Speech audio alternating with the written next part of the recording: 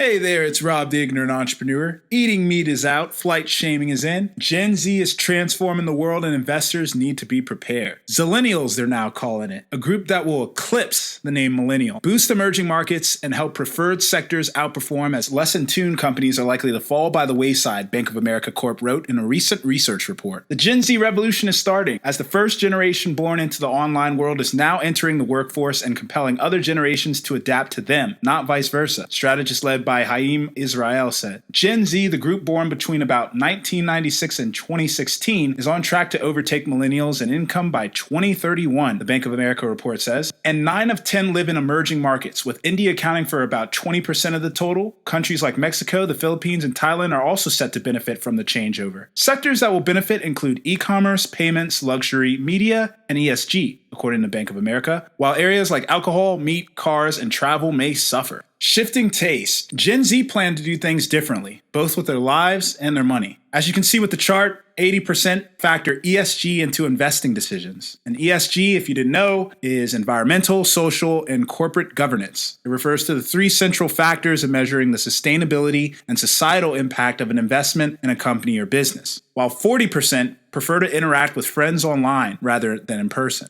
Bank of America conducted a survey of more than 14,000 GZ members in August, and here are some of the conclusions. The majority have a meat restriction of some kind and don't drink. They welcome new technology and manage finances from phones to cryptocurrency, implying banks and asset managers will need to reassess their services. 40% of 16 to 18-year-olds would rather interact virtually with friends versus 35% of millennials and 30% of Gen X. About 18% of 18 to 24-year-olds surveyed watch traditional sports regularly each month, compared with 20% who watch esports regularly each month. Investment implications could include, according to Bank of America, consumer-driven sustainable activism leading to risks for harmful sectors like fast fashion, increasing focus on Asia Pacific, which accounts for 37% of Gen Z income. That's set to rise to 41% by 2040. Voice technology, which could allow better access to e-commerce to individuals with limited literacy skills, as voice assistants are launched in more languages. The airline and travel industry could be affected by sustainability concerns as flight shaming becomes more prevalent. Flight shaming, just shaming of people who partake in flights by the carbon emissions they let off. Alcohol and tobacco companies will need to increasingly focus on products seen as healthier, such as beverages with low sugar and alcohol contents, or heating rather than burning tobacco. With this generation less interested in car ownership, mobility services and alternative transportation models may see a resurgence post-lockdown. Auto manufacturers will need to increase their online connectivity services and cars to stay competitive. And in case this isn't forward-thinking enough for you, Bank of America notes that the next to come along is Gen Z, the COVID generation. I quote, "It is the generation that will have ever only known the problem solving through fiscal stimulus and free government money, potentially paving the way for universal basic income and healthcare access," the strategist said.